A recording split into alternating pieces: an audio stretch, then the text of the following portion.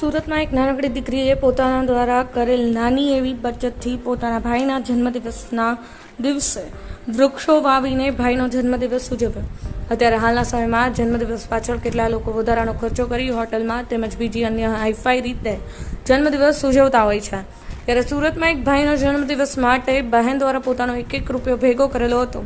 એનો ઉપયોગ કરી વૃક્ષો લાવી વૃક્ષારોપણ કરી નાનકડા ભાઈનો જન્મદિવસ એક નાનકડી બહેન દ્વારા ઉજવતા સમાજમાં એક અનોખો દાખલો બેસાડ્યો હતો.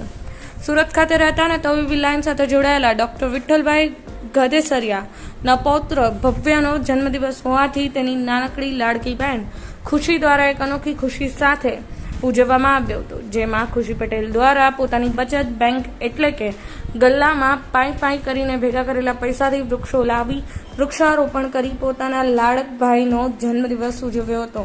જ્યારે યોજાયેલ વૃક્ષારોપણ કાર્યક્રમમાં ગ્રીન આર્મી ચેરિટેબલ ટ્રસ્ટ, વૃક્ષ ઉછેર અભિયાન સુરત અને સ્મિત હોસ્પિટલના સહયોગ રહ્યો હતો.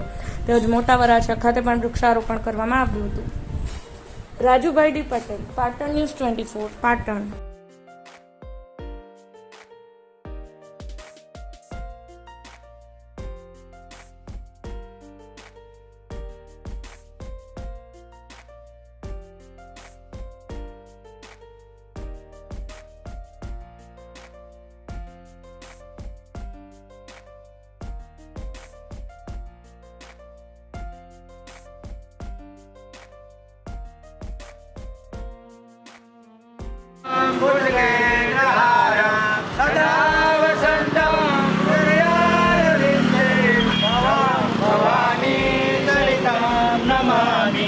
या देवी सर्वभूतेषु शान्तिरूपेण આપણે આ સમગ્ર સૃષ્ટિને ઈશ્વરે અનમોલ ભેટ આપી છે અને તે ભેટ છે પ્રકૃતિ.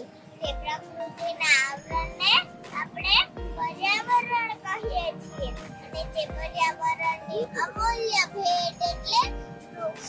જે સમગ્ર સૃષ્ટિના બધા જ જીવોને ઓક્સિજન પૂરું પાડે છે અને માણસ એક જ એવો જીવ છે કે પ્રકૃતિ અને પર્યાવરણને સાચવી